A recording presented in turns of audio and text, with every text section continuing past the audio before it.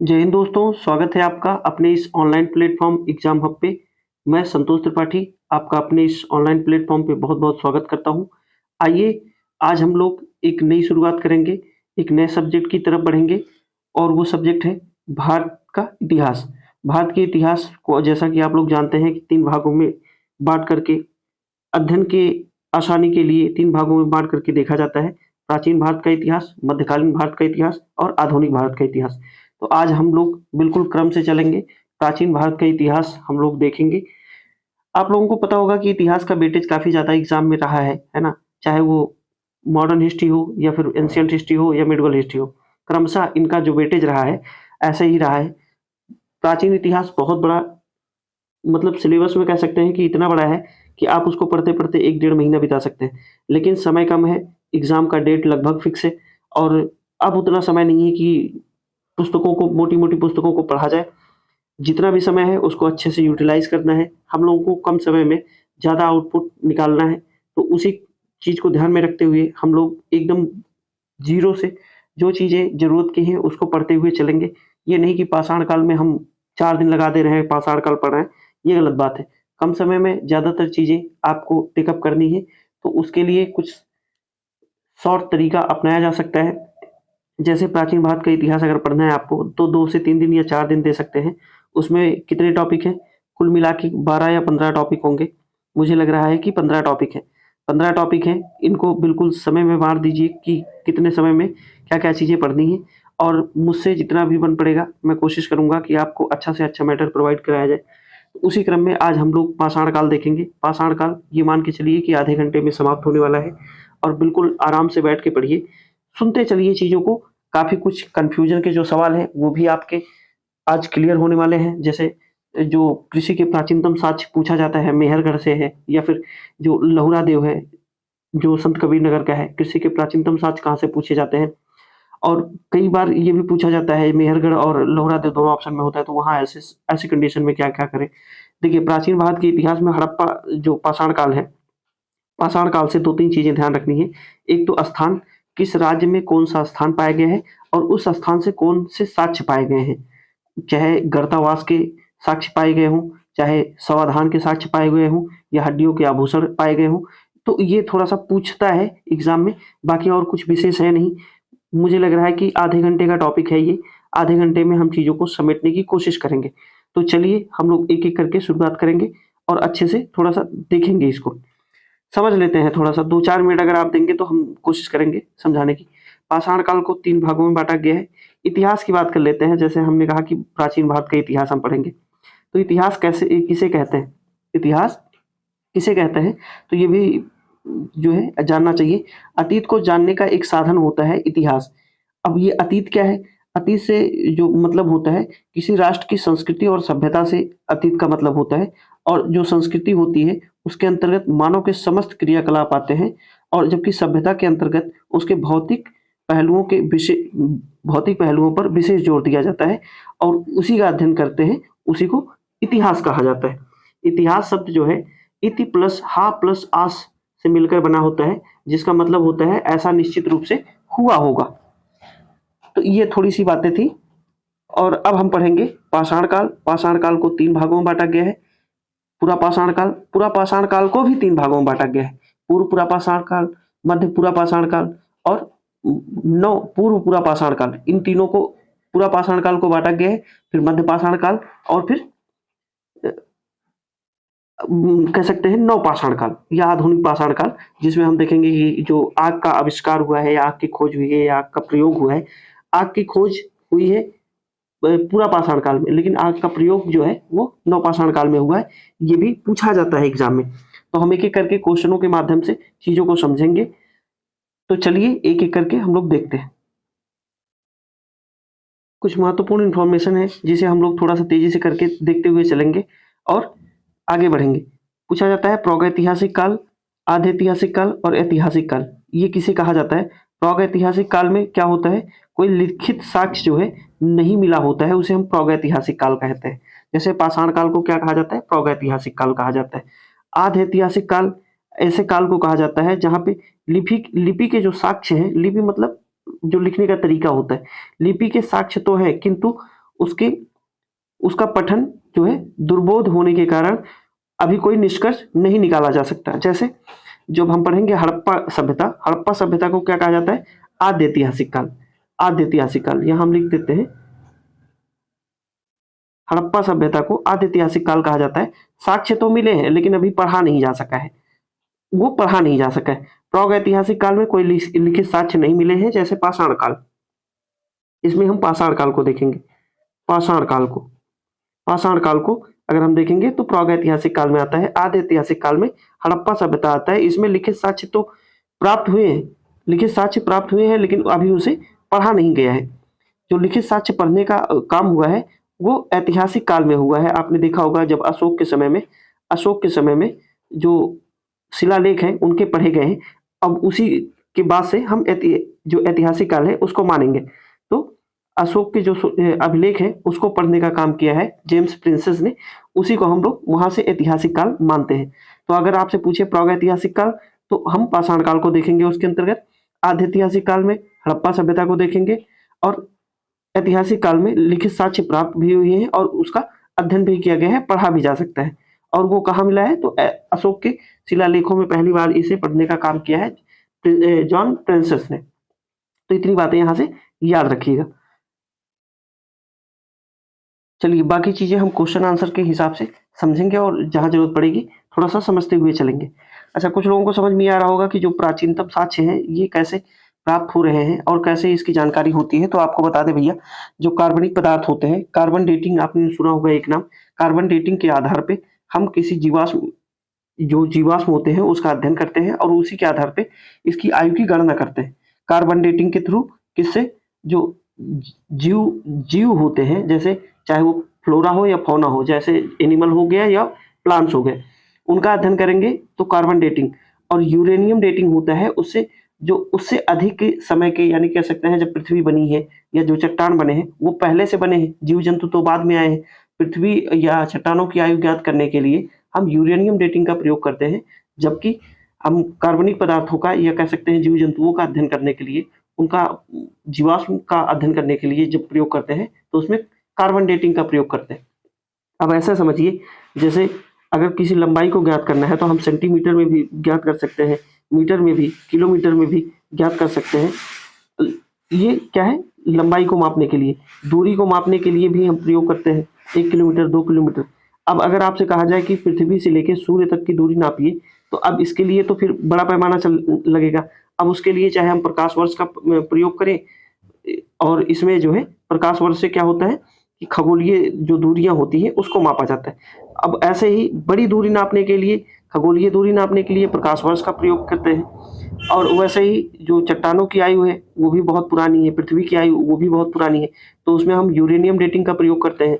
और जो carbon dating होता है उसमें जो जीव जंतु है, पृथ्वी के आने के बाद हुआ है ना, जीव जंतु आए हैं, तो अब इसका कार्बन डेटिंग करते हैं। तो ये चीजें होती हैं, इसको थोड़ा सा ध्यान रखिएगा। इसके आधार पे हम अध्ययन करते हैं जीवाश्मों का, तभी पता लगाते हैं कि हाँ इतने समय पहले जो है जीवाश्म थे, इस क्षेत्र में ये चीजें पाई गई। इसी के आधार पे लगाया जाता है कि उसमें कार्बन की जो मात्रा है वो कितनी डिक्रीज हुई है। उसी के आधार पे हम देखते हैं कि हाँ इतने साल का या इतने 100 साल का जीव या कह सकते हैं कि जो पदार्थ है वो रहा होगा। इस वजह से हम उसको एक क्लियरिफाई करते हैं कि 500 साल पहले या 1000 साल पहले ये चीजें थी। चलिए, कह रहा है, क्वेश्चन कह रहा है, अब हम क्वेश्चन आंसर के माध्यम से चीजों को देखेंगे। क्वेश्चन कह रहा है, रॉबर्ट्स ब्रूसफुट थे एक भूगर्भ वैज्ञानिक, पुरातत्वविद, पुरा वनस्पति शास्त्री, इतिहासकार। अब देखिए ऐसे सवाल जो है ये जो है इसमें 2 ऑप्शन सही होगा। कौन कौन सा? ए ऑप्शन भूगोल वेदता थे और पुरातत्वविद भी थे ये, तो इसका जो राइट आंसर है ए और बी दोनों होगा। ए और बी दोनों होगा। आयोग कई बार बदमाशी करता है। अब ऐसी कंडीशन में चाहे आप ये लगा के आएंगे, ये लगा के आएंगे, आपको दोनों में आंसर मिलेगा, या फिर इस क्वेश्चन को हटा दिया जाएगा एग्जाम में। चलिए अगला सवाल हम देखेंगे। क्वेश्चन कह रहा है, उत्खनित प्रमाणों के अनुसार पशुपालन का प्रारंभ हुआ था निचले पूर्व पाषाण काल में, मध्य पूर्व पाषाण काल में, ऊपरी एवं पाषाण काल में, मध्य पाषाण काल में। अब देखिए हमने बताया कि आपको कि पाषाण काल को 3 भागों में बांटा गया है, पूर्व पाषाण काल, मध्य पाषाण काल और नव पाषाण काल। तो इन सबको बहुत डीप में नहीं जाना है, लेकिन बस ये जानना है 3 भागों में बांटा गया है। और जो पशुपालन का प्रारंभिक साक्ष्य है वो कहाँ मिला है, तो मध्य पाषाण काल में मिला है। मध्य पाषाण काल में मिला है। ये कहाँ मिला है ये भी सवाल पूछ देता है। तो आप बताएंगे कि जो साक्ष्य है वो आदमगढ़ में, कहाँ, आदमगढ़ में और बागौर में। तो हम लिख देते हैं आदमगढ़ और बागौर में। बागौर में थोड़ा सा ध्यान दीजिएगा, इसको ये पूछा जाता है। आदमगढ़ पूछ देता है कि आदमगढ़ है कहाँ, तो आप बताएंगे कि मध्य प्रदेश के होशंगाबाद में, एमपी में है। ये थोड़ा सा ध्यान दीजिएगा, एमपी में है आदमगढ़ यहाँ से, और बागौर कहाँ है, राजस्थान में, राजस्थान में है। ये भी पूछ देता है। तो वहां से क्या मिले हैं, पशुपालन के प्रारंभिक साक्ष्य कहाँ मिले हैं, मध्य पाषाण काल में। कहाँ से, आदमगढ़ और बागौर से। चलिए इतनी चीजें हैं यहाँ से। इसका जो राइट आंसर है D is the right answer. अगला सवाल देखेंगे हम लोग। क्वेश्चन कह रहा है मध्य पाषाणिक प्रसंग में पशुपालन के प्रमाण जहां से मिले हैं वह स्थान है। अब देखिए वही सवाल फिर पूछ दिया। ये सवाल कई बार रिपीट करता है। तो अभी हमने देखा आदमगढ़ से मिला है, C is the right answer. Adamgarh से मिला है और बागौर से भी मिला है। आदमगढ़ और बागौर। बागौर, बागौर कहाँ है, तो आप बताएंगे कि ये राजस्थान में है, राजस्थान में, भीलवाड़ा क्षेत्र में। और आदमगढ़ कहाँ है, मध्य प्रदेश में, एमपी में है। एमपी में भीमबेटका की गुफाएं भी पाई गई हैं। अभी हम देखेंगे उसको। चलिए अगला सवाल देखेंगे। अब ऐसा ही सवाल पूछता है मध्य पाषाणिक स्थल जो पशुपालन के साथ कहाँ पाए गए, कृषि के साथ कहाँ पाए गए, या फिर कह सकते हैं कि जो गर्तावास के साक्ष्य हैं वो कहाँ पाए गए। एक एक करके हम चीजों को देखेंगे। अब क्वेश्चन कह रहा है निम्नलिखित में से किस स्थान से हड्डी के उपकरण प्राप्त हुए हैं। हमने बताया कि स्थान दे देता है और क्या क्या चीजें पाई जाती हैं वहां से, वही सवाल पूछ देता है। देखिए आप लोग अगर इस टॉपिक को पढ़े हैं तो बस चीजों को सुनते चलिए, है ना। आप देखते हुए चलिए और सुनते हुए चलिए कि रिवीजन हो जाएगा, रिवीजन क्लास मान के चलिए। बस सुनते चलिएगा चीजों को, हो सकता है कुछ फैक्ट आपको एक्स्ट्रा मिलते रहे आपको। इस सवाल का जवाब दीजिए। हड्डी के उपकरण प्राप्त हुए हैं, हड्डी के उपकरण चौपानी मांडो, काकोरिया से, महदाहा से, सरायनहार से। अब देखिए इसका जो आंसर होगा वो क्या होगा। वैसे आयोग ने जो इसका आंसर माना है वो सी माना है, महदाहा से। ये महदाहा पड़ता कहाँ है, ये महदाहा पड़ता कहाँ है, तो आप उत्तर प्रदेश के 3-4 क्षेत्र को याद रख लीजिए। उत्तर प्रदेश में क्या क्या, सरायनहार, सरायनहार, उत्तर प्रदेश में महदाहा,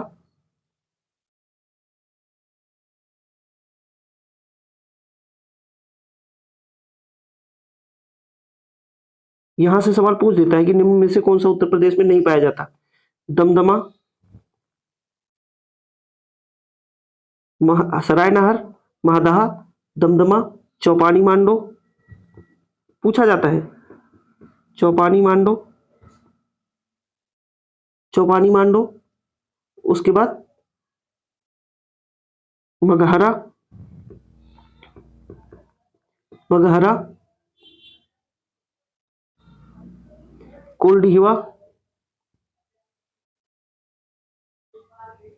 कोल्डिहिवा, ये सब पूछे गए हैं एग्जाम में। अब देखिए यहां पे पूछा है हड्डी के उपकरण कहाँ से मिले हैं, महदाहा से भी मिले हैं, उसके बाद सरायनहार से भी मिले हैं। ये दोनों चीजें आप लोग याद रख लीजिए। सबसे पहले तो इसको नोट कर लीजिए, ये जो सरायनहार, महदाहा, दमदमा, चौपानी मांडो, मगहरा, कोल्डिहिवा, ये कहाँ के स्थल है, तो उत्तर प्रदेश के हैं, उत्तर प्रदेश के हैं। ये चीज बिल्कुल क्लियर रखिएगा, एग्जाम में पूछ देता है यहां से। चलिए तो इसका जो राइट आंसर है वो सी और डी दोनों होगा। अगला सवाल देखेंगे हम लोग, इसको नोट कर लीजिएगा भैया, इंपॉर्टेंट है, पिछली बार एग्जाम में पूछा गया है यहां से। अगला सवाल देखेंगे। क्वेश्चन कह रहा है हड्डी से निर्मित आभूषण भारत में मध्य पाषाण काल के संदर्भ में प्राप्त हुए हैं। अब देखिए फिर वही सवाल पूछ दिया है, हड्डी से निर्मित आभूषण सरायनहार, महदाहा, लिखैया से, चौपानी मांडो से। तो इसका जो राइट आंसर है क्या होगा, अभी हमने देखा कहाँ कहाँ से प्राप्त हुआ है, तो आप बताएंगे महदाहा से, सरायनहार से, ए और बी। इसका जो राइट आंसर है वो दोनों होगा भैया, ए और बी। वैसे आयोग ने जो आंसर की माना है वो क्या माना है आंसर में, तो आप बताएंगे कि बी माना है, लेकिन सरायनहार से भी पाया गया है। ये भी थोड़ा सा ध्यान दीजिएगा। अगला सवाल देखेंगे, ऐसे क्वेश्चनों को या तो आयोग हटा देता है या तो दोनों पे आंसर दे देता है, दो चीजें हैं। अगला सवाल देखेंगे, क्वेश्चन कह रहा है एक ही कब्र में 3 मानव कंकाल मिले हैं, सरायनहार से, दमदमा से, महादहा से, लंगनाज से। अब देखिए ये सब सवाल जो है कई बार एग्जाम में पूछा जाता है। एक ही कब्र में 3 समाधान कहाँ पाए गए हैं, है ना, मानव के कंकाल कहाँ पाए गए हैं। तो आप बताएंगे कि इसका जो राइट आंसर है वो क्या होगा, B is the right answer, Damdama से। ये सब कहाँ के स्थल हैं, तो उत्तर प्रदेश के हैं, यूपी के हैं। ये भी पूछ देता है, सिर्फ स्थान देखिए कि निम्न में से कौन सा उत्तर प्रदेश का स्थल नहीं है। अगला सवाल देखेंगे, क्वेश्चन कह रहा है खाद्यान्नों में कृषि सर्वप्रथम प्रारंभ हुई थी, नवपाषाण काल, मध्यपाषाण काल, पुरापाषाण काल, प्रोटो ऐतिहासिक काल। अब देखिए जब लोग एडवांस होंगे तभी खेती करेंगे, है ना, जब तकनीकी का विकास होगा। तो खाद्यान्नों की कृषि सर्वप्रथम प्रारंभ हुई थी। अब जैसा कि आप लोगों को पता होगा कृषि जो है वो डेवलप, पहले जो पूरा पाषाण के लोग थे वो आखेटक थे, मतलब जानवरों को मारते थे और खा जाते थे।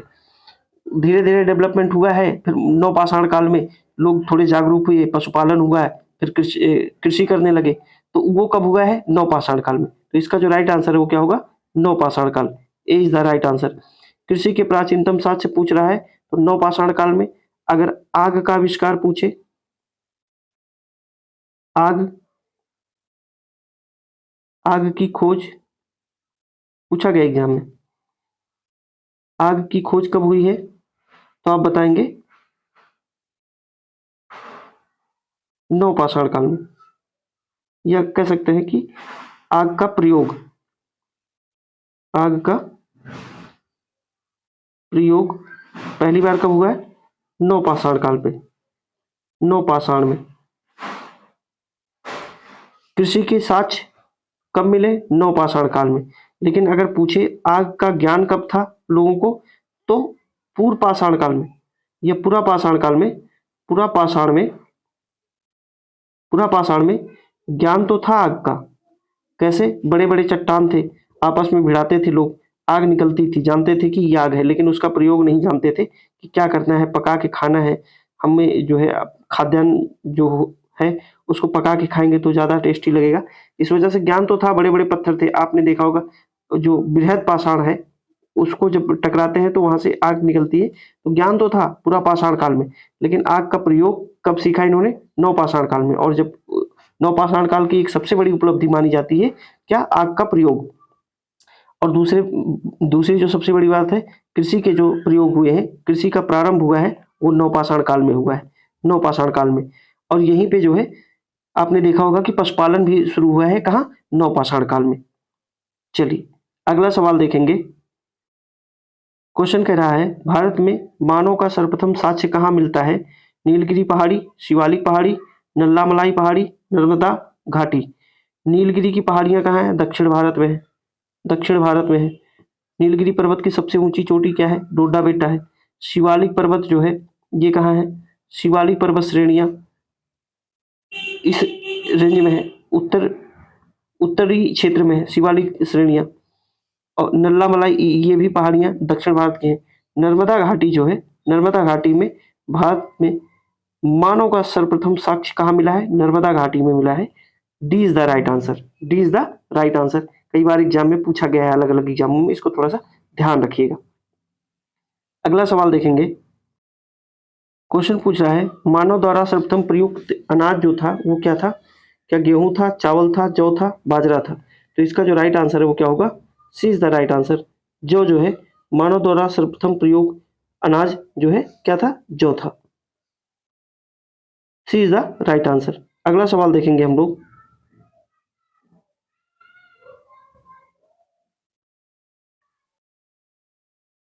अगला क्वेश्चन है, इंपॉर्टेंट क्वेश्चन है, काफी कंफ्यूजन करता है, तो बिल्कुल क्लियर रखिएगा।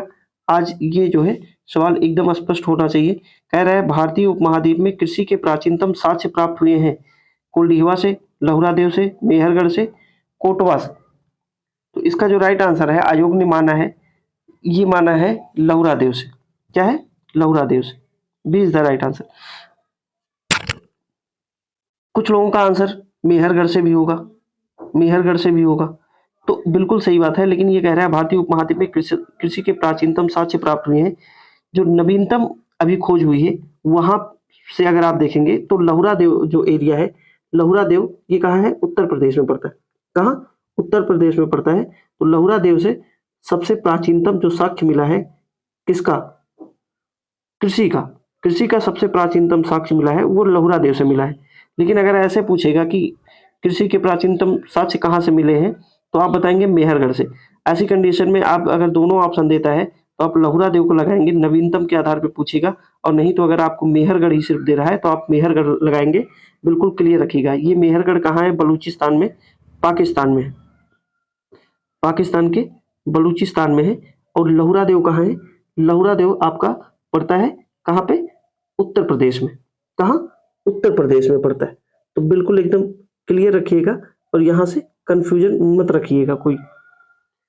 और यहीं से एक क्वेश्चन और पूछ देता है, चावल के साक्ष्य, अगर चावल के साक्ष्य पूछेगा, क्या चावल के प्राचीनतम साक्ष्य पूछेगा तो आप बताएंगे कोल्डिहिवा से।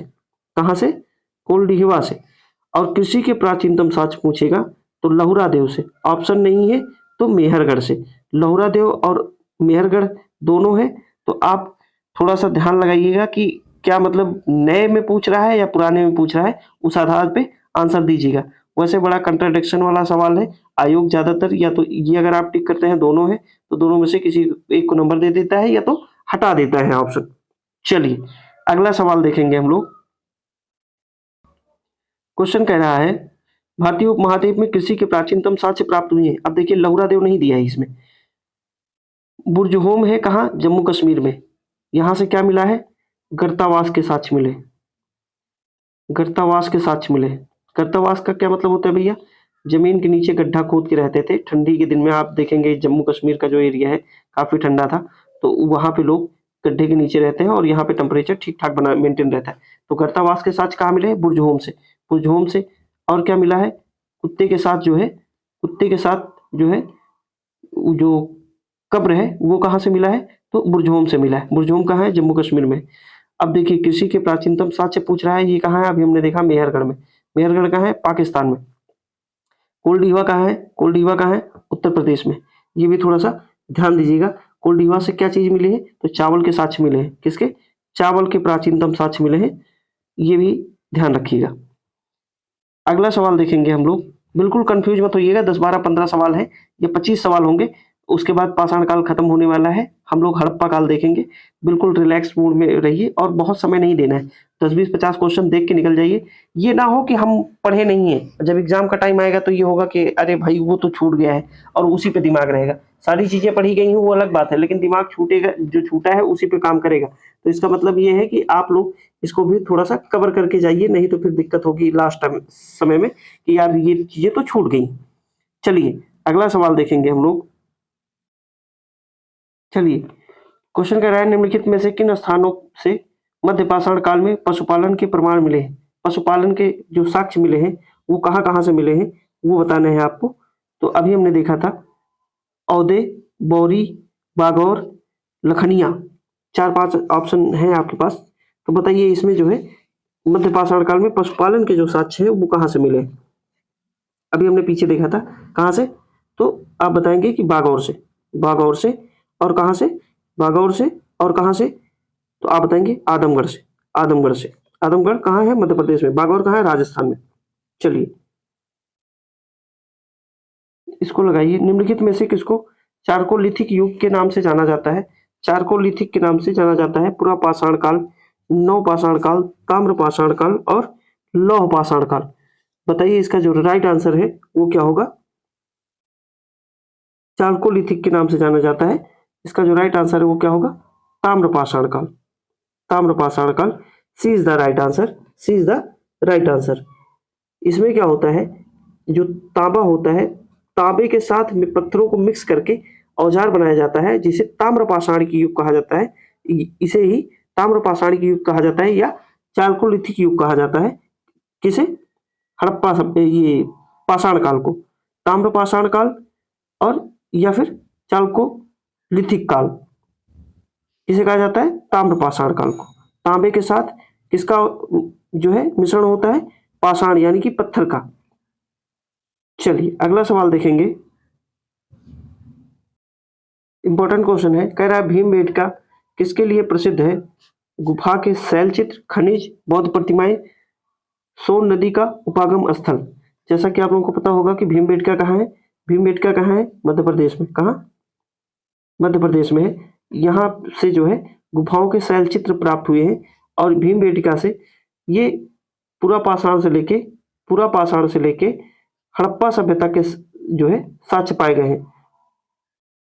हड़प्पा सभ्यता तक के जो साक्ष्य हैं वो पाए गए हैं कहाँ से? भीमबेटका से। भीमबेटका कहाँ है? मध्य प्रदेश में। बस इतनी चीजें यहाँ से समझनी है, जाननी है। अगला सवाल देखेंगे। क्वेश्चन कह रहा है भारत में किस शिलाश्रय से सर्वाधिक चित्र प्राप्त हुए हैं? घघरिया, भीमबेटका, लिखैया, आदमगढ़। तो इसका जो राइट आंसर है वो क्या होगा? B is the right answer. Bhimbetka से सर्वाधिक शिलाश्रय के सर्वाधिक चित्र पाए गए हैं। बड़ी बड़ी गुफाएं हैं, उसमें छोटे छोटे चित्र बनाए गए हैं। ये चित्र कैसे हैं? भाव चित्रात्मक है। इनकी कोई लिपि नहीं है, भाव चित्रात्मक लिपि अगर पूछेगा तो भाव चित्रात्मक है। छोटे छोटे चित्र बनाए गए हैं सिंह के, उसके बाद हिरण के, गाय के, इस तरीके से गैंडे के चित्र बनाए गए हैं। खाली आदमी क्या करता? भोजन करने के बाद यही सब करेगा। तो ये कहाँ है? भीमबेटका मध्य प्रदेश में, एमपी में है। और बहुत सारे वहाँ पे आपको चित्र देखने को मिलेंगे। किस पे? पत्थरों पे। तो वही बात पूछ रहा है कहाँ है? तो भीमबेटका में। B is the right answer.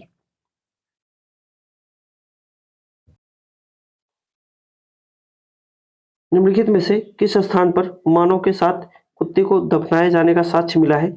इस चैप्टर का या कह सकते हैं पाषाण काल समाप्ति की ओर है। ये अंतिम सवाल है इस चैप्टर का। अब बिल्कुल चिंता करने की जरूरत नहीं, मुझे लग रहा है कि ये लगभग समाप्त हो गया है। अब अगला टॉपिक हम लोग क्या पढ़ेंगे? हड़प्पा सभ्यता पढ़ेंगे। इस सवाल के साथ ये जो है चैप्टर कंप्लीट हो जाएगा। क्वेश्चन कह रहा है निम्नलिखित में से किस स्थान पर मानव के साथ कुत्ते को दफनाए जाने का साक्ष्य मिला है? क्या बुरजहोम है, कोलडीहवा है, चौपानी मांडो है, मांडो है। तो जब पूछा जाए मानव के साथ कुत्ते को दफनाए जाने का साक्ष्य कहाँ मिला है? बुरजहोम में मिला है। अभी हमने देखा। ये कहाँ है? जम्मू कश्मीर में है। जम्मू कश्मीर का एरिया है। और यहाँ पे गर्तवास के साक्ष्य मिले हैं या गर्तावास के साक्ष्य मिले हैं। ये भी पूछा गया है एग्जाम में। तो यहाँ से 2-3 चीजें पूछी जाती हैं कि मानव को कुत्ते के साथ दफनाने का साक्ष्य कहाँ मिला है? बुरजहोम में मिला है। और क्या साक्ष्य मिला है बुरजहोम से? तो गर्तावास के साक्ष्य मिले हैं। बुरजहोम कहाँ है? तो जम्मू कश्मीर में है। ये 3-4 चीजें आप यहाँ से याद कर सकते हैं। कोलडीहवा से हमने देख ही लिया है। कोलडीहवा से क्या प्राप्त हुआ है? तो आप बताएंगे कि कोलडीहवा से क्या प्राप्त हुआ है भैया? चावल की खेती के साक्ष्य प्राप्त हुए हैं। ये एकदम क्लियर रखिएगा। बस आज इतना ही। अगर ये सेशन आपको अच्छा लगा हो और इसके आगे हम लोग कंटिन्यू करेंगे, अब हड़प्पा सभ्यता देखेंगे और उसके आगे सोहान करेंगे हम चीज़ों को, जैसे भी चीज़ें होंगी। अगर आप लोगों का सपोर्ट मिला तो ये क्लास रेगुलर तरीके से आप लोगों को प्रोवाइड कराई जाएगी। आशा करते हैं कि जो चीज़ें हमने समझाने की कोशिश की है आपको समझ में आया होगा, और जो भी कन्फ्यूजन होगा आप हमको कमेंट करके पूछ सकते हैं। चलिए आज इतना ही रखेंगे, मिलेंगे अगली क्लास में। तब तक के लिए जय हिंद।